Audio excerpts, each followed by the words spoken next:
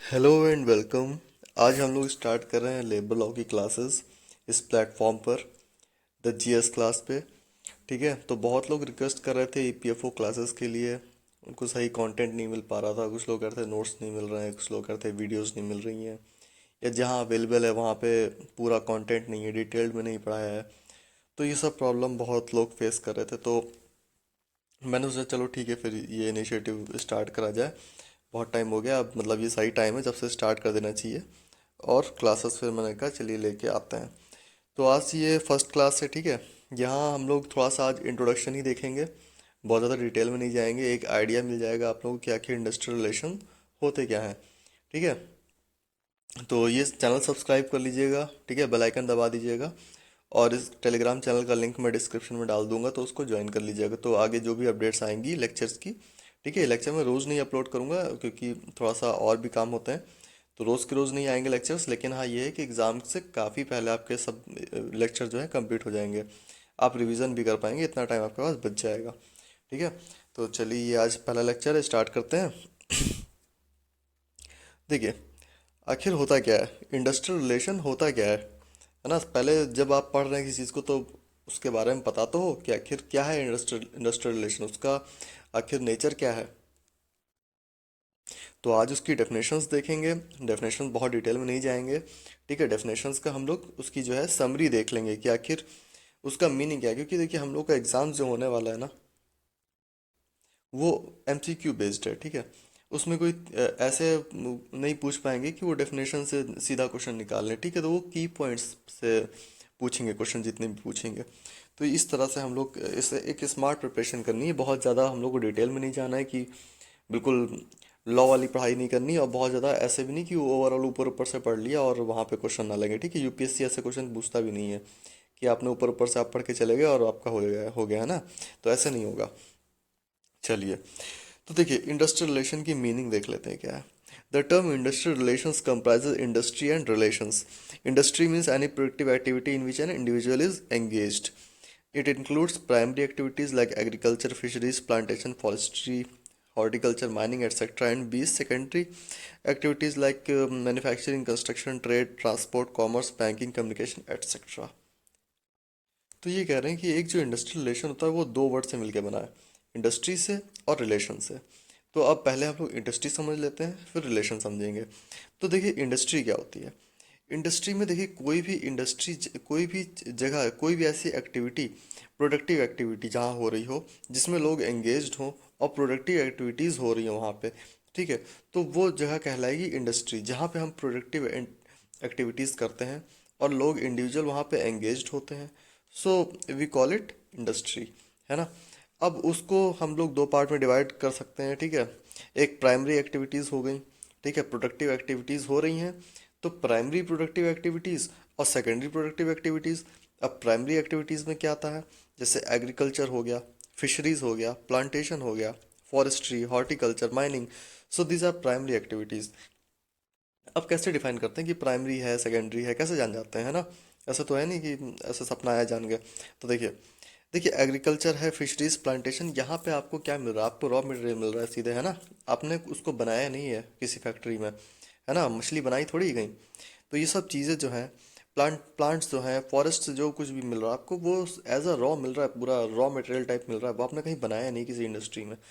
तो ऐसे हम लोग डिफाइन करते हैं कि हाँ भाई ये फिर प्राइमरी एक्टिविटीज़ के थ्रू मिला है हमें, ठीक है, ये प्रोडक्शन जो है वो प्राइमरी एक्टिविटीज़ के थ्रू मिला है।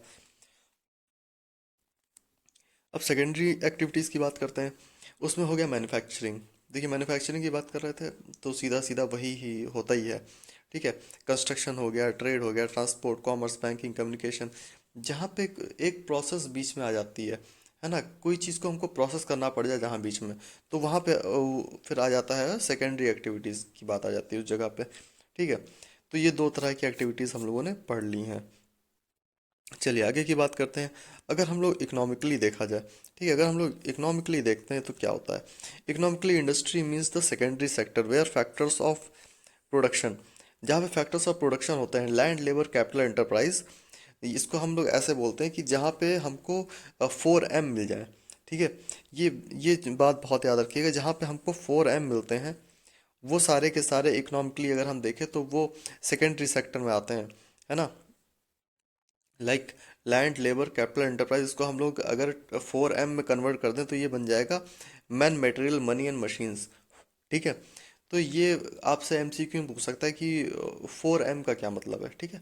वो 4M दे देगा और नीचे बहुत सारे ऑप्शंस दे देगा, तो उसमें से आपको ये 4M में से इन्हीं 4M को चूज करना पड़ेगा। ठीक है। एम से वो कुछ और भी दे सकता है। ठीक है। जहाँ पे जैसे man, material, money and machines है, वहाँ पे कुछ और भी हो सकता है। ठीक है। तो इस तरह से एमसीक्यूज बन सकते हैं। Are gainfully employed for the purpose of production. ठीक है।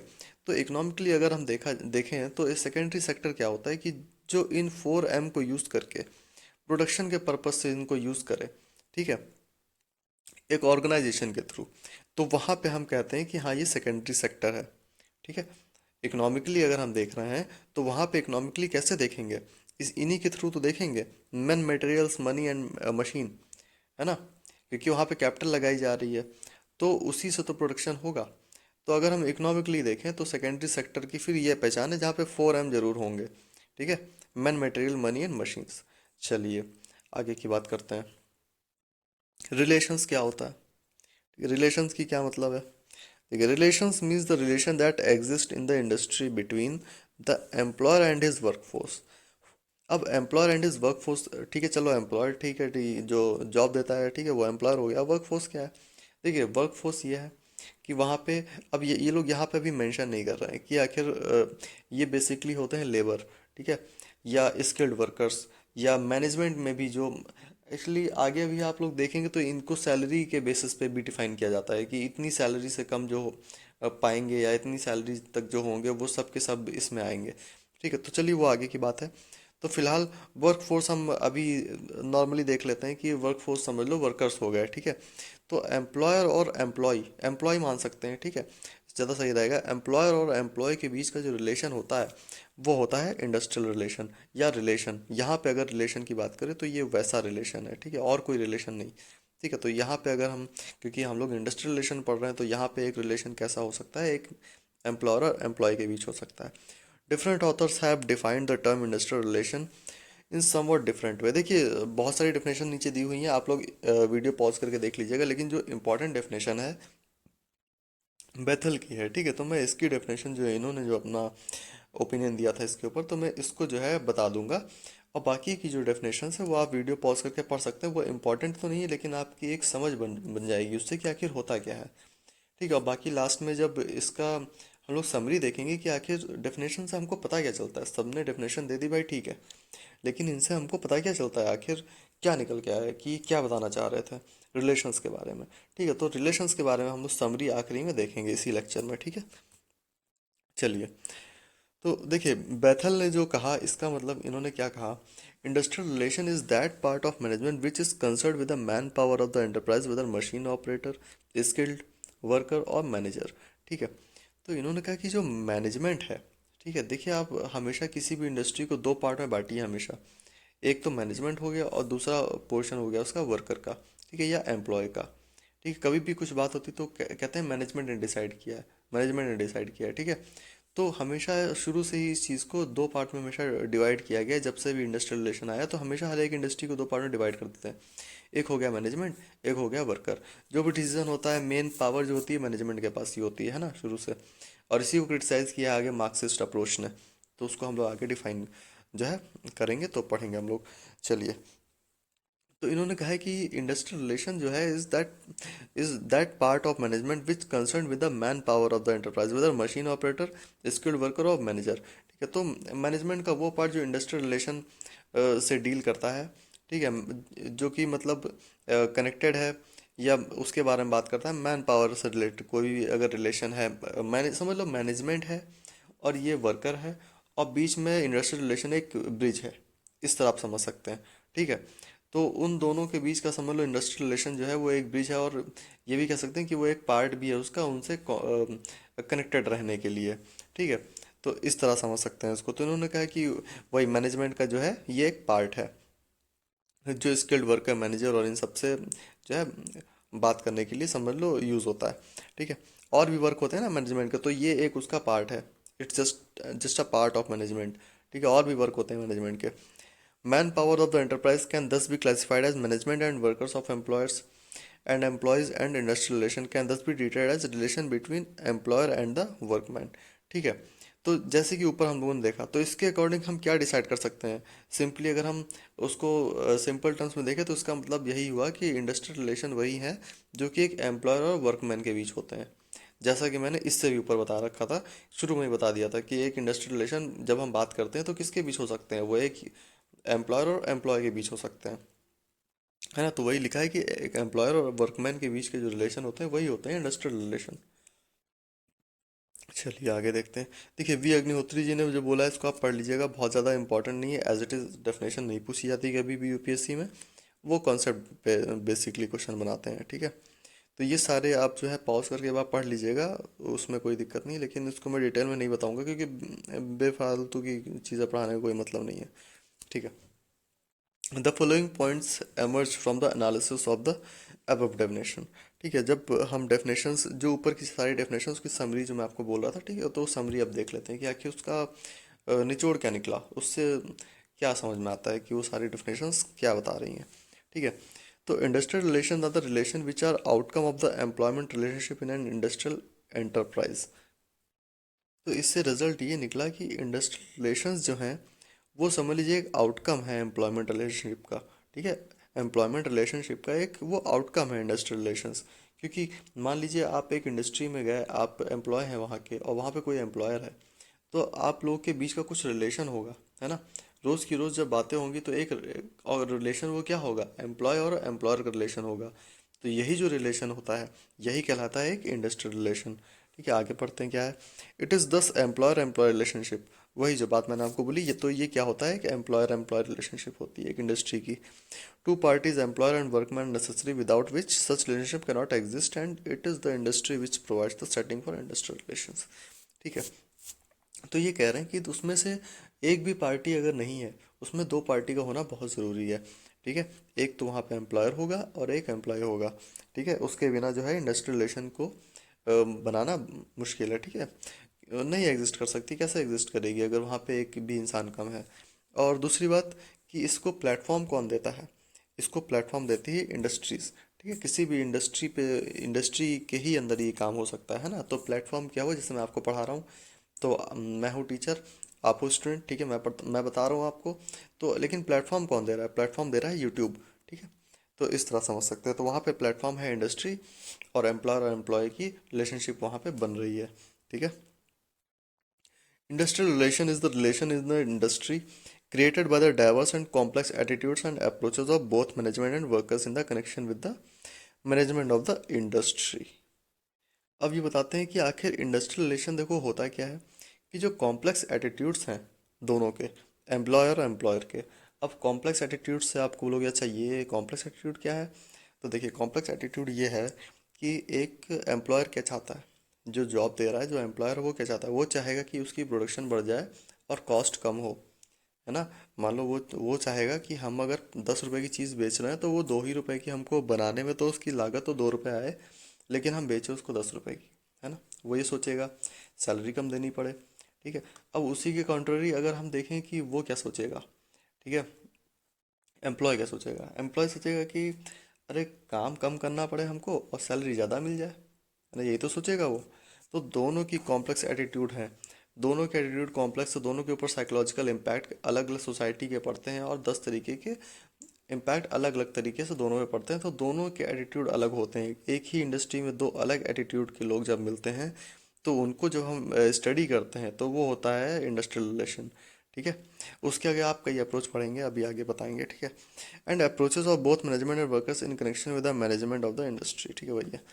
Attitude refers to the mental state of a person. Attitude आप समझ ही रहे होंगे, ये वो एटीट्यूड नहीं है कि वो एटीट्यूड दिखा रही लड़कियां हैं ठीक है, तो वो वाला एटीट्यूड नहीं। बहुत लोग सोचते हैं कि एटीट्यूड दिखा रहा है या दिखा रही है तो उसका नेगेटिव सेंस से कुछ भी सोचते हैं। ठीक है, तो एटीट्यूड का कुछ अलग ही मतलब है फिर इंग्लिश में, आप अगर नहीं जानते हैं तो। ठीक है। एटीट्यूड हर इंसान का एक अपना इंडिविजुअल एटीट्यूड होता है। ठीक है। तो attitude refers to the mental state of a person. तो ये होता है approach can be external expression of such an attitude. और वो अप्रोच जो है वो एक, समझ लो एटीट्यूड का एक्सटर्नल एक्सप्रेशन होता है। मान लीजिए मेरा किसी चीज़ के प्रति एक जैसा एटीट्यूड होगा, हम वैसे ही तो उससे क्या कहते हैं, वैसे ही तो उसको शो करेंगे ना, एक्सप्रेशन वैसा ही तो आएगा मेरा। मान लीजिए मैं बहुत गुस्से में हूँ, ठीक है, या मान लो मैं बहुत गुस्से वाला हूँ, तो वो मेरा एटीट्यूड है, ठीक है। तो मैं किसी से बात करूंगा तो मुझे बहुत जल्दी गुस्सा आ जाएगा, तो वो रिफ्लेक्ट करेगा हमेशा इंडस्ट्रियल रिलेशन में, हमारे और अगले इंसान के बीच के रिलेशन में वो चीज़ रिफ्लेक्ट करेगी। तो ये उसकी बात कर रहे हैं, ठीक है। Okay. Attitudes must be inferred from tone of verbal expression and perhaps from the individual's overt behavior। ठीक है, तो ये कह रहे हैं कि जो भी है एटीट्यूड, तो उसको हमको attitude must be inferred from tone of verbal expression. तो हमको एटीट्यूड हमेशा जो वर्बल एक्सप्रेशन की टोन है और the perhaps from the individual overt behaviour, ठीक है, तो उसके बेसिस पे हमको जो है डिसाइड करना चाहिए, ठीक है। तो एटीट्यूड ऐसे नहीं कि आपने प्री एज्यूम कर लिया या स्टेरियोटाइप इमेज बना ली, तो ऐसे नहीं चलेगा, ठीक है। उसकी टोन क्या है, वो उसके एक्सप्रेशन क्या है, उसके बेसिस पे हम लोग एटीट्यूड डिफाइन करते हैं। Attitude is the mental state of an individual which prepares him to take a particular approach to make him behave in a particular manner, ठीक है। तो ये कोई इंसान कैसे बिहेव करता है, तो वो पूरा डिपेंड करता है उसके एटीट्यूड के ऊपर, ठीक है। Attitudes of both employer and employee influence each other and determine natural relationship. तो देखिए दोनों के ही एटीट्यूड जो होते हैं, वो एम्प्लॉयर हो या चाहे एम्प्लॉय हो, वो इन्फ्लुएंस करेगा रिलेशनशिप को, है ना। तो ये ऑब्वियस सी बात है, कुछ नया नहीं है। This relationship emphasizes on the process of accommodation whereby both the parties develop skills and method of adjusting to and cooperating with each other, ठीक है। तो ये जो रिलेशनशिप है वो मेनली फोकस करती है कि आखिर वो प्रोसेस क्या है जिसके थ्रू दोनों लोग आपस में एडजस्ट करके कॉपरेट कर पाएँ, ठीक है। तो वही रिलेशनशिप की जो स्टडी होती है उसके बारे में ये बात करते हैं। सारी रिलेशनशिप उसी पे एम्फेसाइज करती है कि आखिर हम लोग कैसे इसको जो है मैनेज करें कि एक हार्मोनियस रिलेशनशिप बनी रहे आपस में, ठीक है। Industrial relation is not a simple relationship between two parties. अब ऐसा क्यों है? देखिए ऐसा इसलिए, मैंने जैसे कि आपको बताया कि दोनों के एम अलग होते हैं ना। एक का एम होता है कि हम उस हमारा प्रॉफिट इंक्रीज हो जाए, और एक का एम होता है कि मेरी सैलरी इंक्रीज हो जाए। तो जब दो लोग डिफरेंट मोटिव के साथ एक ही इंडस्ट्री में रहेंगे तो वहाँ पे कन्फ्लिक्ट ज़रूर होगा, है ना। और वहाँ पे कॉम्प्लेक्स रिलेशनशिप तो बनेगी ही बनेगी, है ना। So it is not a simple relationship between the two parties, but it is a set of functional interdependence।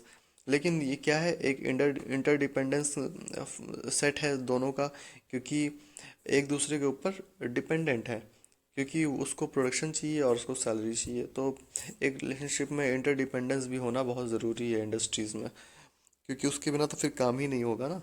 अगर कोई डिपेंडेंट नहीं है एक दूसरे पे तो वो वहाँ पे नहीं रुकेगा, है ना। Involving a number of factors, ठीक है। और वो भी, उस पर भी बहुत सारे फैक्टर्स काम करते हैं, जैसे हिस्टोरिकल हो गया, इकोनॉमिकल, सोशल, साइकोलॉजिकल। हिस्टोरिकल जैसे मान लो वहाँ पे जैसे हिस्टोरिकल फैक्टर, अगर हिस्ट्री में आप देखें तो यहाँ से ले जाते थे वो लोग, यहाँ से लेबर जाते थे, है ना। बहुत कम वेजेस पे लेके जाते थे यहाँ से लेबर्स, अफ्रीका जाते थे, सब जगह जाते थे, ठीक है। तो अगर वैसा ही कल्चर चला आ रहा है तो वहाँ का जो इंडस्ट्रियल रिलेशन होगा वो उसके अकॉर्डिंग ढलेगा, है ना।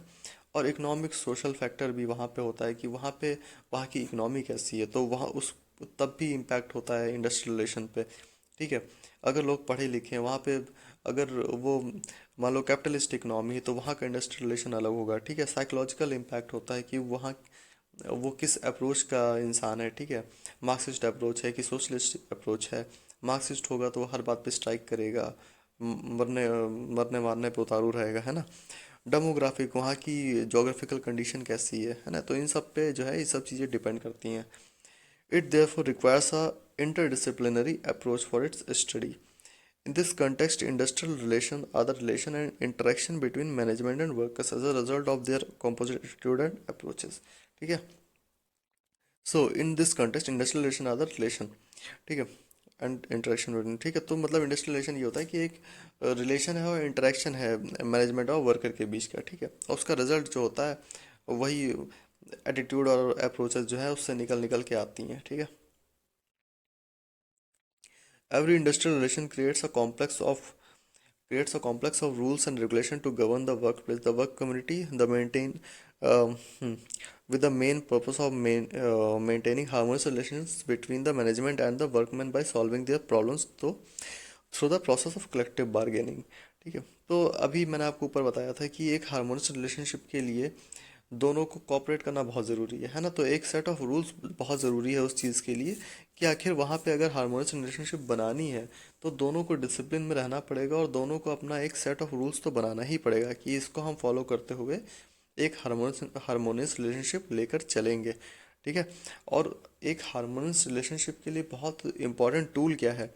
देखिए, थोड़ा सा ये थ्योरेटिकल पार्ट है, बहुत बोर हो रहा होगा आप लोगों को, लेकिन क्या करें, आपको पढ़ना पड़ेगा और पढ़ाना पड़ेगा। ठीक है। तो ये सब पूरा ऐसे ही पूछते हैं, कलेक्टिव बार्गेनिंग के बारे में पूछते हैं, वर्क प्लेस के बारे में पूछते हैं, तो ये सब चीज़ पढ़नी पड़ेंगी आपको। ठीक है। और मैं भी इस टाइम पे 3:30 बज रहा है रात के, तो मैं इस टाइम पे रिकॉर्ड कर रहा हूँ। नेक्स्ट लेक्चर हो सकता है थोड़ा सा मैं मीम वीम उसमें ऐड करके आपको दिखाऊं, तो थोड़ा सा शायद इंटरेक्टिव लगे। फिलहाल तो ऐसे ही है। ठीक है। फिलहाल ये लेक्चर तो ऐसे ही है, नेक्स्ट वाले पे देखते हैं, कुछ करते हैं। ठीक है। सो हार्मोनियस रिलेशनशिप के लिए एक टूल हम यूज़ करते हैं, वो होता है कलेक्टिव बार्गेनिंग। कलेक्टिव बार्गेनिंग में क्या होता है कि जो एम्प्लॉय है और जो एम्प्लॉयर या यूनियन है उसकी, वो दोनों मिलकर बैठ के बात करते हैं और आपस में जो है एक बीच का रास्ता निकाल लेते हैं और वो बचते हैं हमेशा कि। और ये ऐसा ऐसा सजेशन भी दिया जाता है कि हमेशा बचना चाहिए, बचना चाहिए हमेशा कोर्ट कचहरी के मैटर से, क्योंकि उससे चीज़ें एग्जैजरेट होती हैं। ठीक है, खिंच जाती हैं बहुत ज़्यादा। तो उससे लॉस होता है, प्रोडक्शन का लॉस होता है, सैलरी का लॉस होता है एम्प्लॉयज़ का, प्रोडक्शन का लॉस होता है इंडस्ट्री का, और जीडीपी पे बहुत ज़्यादा इफेक्ट पड़ता है उसका। ठीक है। अब देखिए, गवर्नमेंट या स्टेट का यहाँ पे क्या रोल होता है। देखिए, गवर्नमेंट और स्टेट इसमें बहुत बड़ा रोल प्ले करती है कि वहाँ के इंडस्ट्रियल रिलेशन कैसे होंगे। अगर गवर्नमेंट एक अच्छा खासा उस पर अगर थोड़ा बहुत भी अगर उस पर रूल करती है और अपने सेट ऑफ रूल्स देती है हर एक इंडस्ट्री को, तो उसमें और एक वेलफेयर स्टेट का कंसेप्ट लाती है। ठीक है, यहाँ पे नहीं लिखा है, लेकिन एक वेलफेयर स्टेट के लिए एक गवर्नमेंट का थोड़ा बहुत इंटरफेरेंस बहुत ज़रूरी है, वरना फिर एक्सप्लॉयटेशन बहुत ज़्यादा लेबर का हो जाता है ना। एटी जब 19th सेंचुरी में जब वो सब मार्क्सिस्ट अप्रोच आई थी, तो उस टाइम पे यही प्रॉब्लम थी कि वहाँ पे गवर्नमेंट का इंटरफेरेंस बहुत कम होता था और लेबर को हमेशा एक्सप्लॉइट किया जाता था। तो एक वेलफेयर स्टेट बनाने के लिए गवर्नमेंट या स्टेट बहुत बड़ा रोल प्ले करता है। गवर्नमेंट स्टेट स्टेट का मतलब आप समझ रहे हैं, एक सोवरेन बाउंड्री होती है उसके बारे में। ये वो स्टेट नहीं है उत्तर प्रदेश या महाराष्ट्र वाला, है ना। पॉलिटी में आपने पढ़ा होगा। तो उसकी बात यहाँ पे कर रहे हैं। ठीक है। And emphasises on the uses customs tradition implementation it's policies interference through executive and judicial machinery. ठीक है। तो जो भी सेट ऑफ रूल्स बना दिए गए हैं, उनको हम कैसे एग्जीक्यूट करेंगे? Through executive bodies and judicial machineries. ठीक है। जैसे आर्बिट्रेटर्स होते हैं और लेबर कोर्ट्स होते हैं, तो ये सब यही काम करते हैं। ठीक है। तो ये रोल होता है एक गवर्नमेंट या एक स्टेट का। चलिए, इंडस्ट्रियल रिलेशन में thus be defined as a relation and interaction in the industry, particularly between labour and management as a result of their composite attitude. ठीक है। तो इंडस्ट्रियल रिलेशन हम डिफाइन कर सकते हैं कि एक इंटरेक्शन है एक इंडस्ट्री और एक मतलब कहते हैं एक इंडस्ट्री में एक लेबर और मैनेजमेंट के बीच का। ठीक है। और उसी के कॉम्पोजिट एटीट्यूड का जो रिजल्ट है वही है इंडस्ट्रियल रिलेशन। ठीक है। तो सिंपल सी बात है, आपको आज अच्छा खासा आइडिया मिल गया होगा कि आखिर होता क्या है इंडस्ट्रियल रिलेशन। तो आज के लिए बस। अब नेक्स्ट लेक्चर में मिलेंगे तो हम लोग इसके स्कोप देखेंगे। ठीक है। तो चलिए, आज के लिए इतना ही। चैनल सब्सक्राइब कर लीजिएगा और शेयर करिएगा, क्योंकि बहुत लोगों को अवेलेबल हो नहीं पा रहा है इंडस्ट्रियल रिलेशन इतना डिटेल में। बहुत लोग सब ऐसे ही पढ़ा रहे हैं, ऊपर ऊपर से पढ़ा के निकल जा रहे हैं और उससे कुछ होना नहीं है। ठीक है। तो चलिए, आज के लिए इतना ही रखते हैं। Take care, good bye.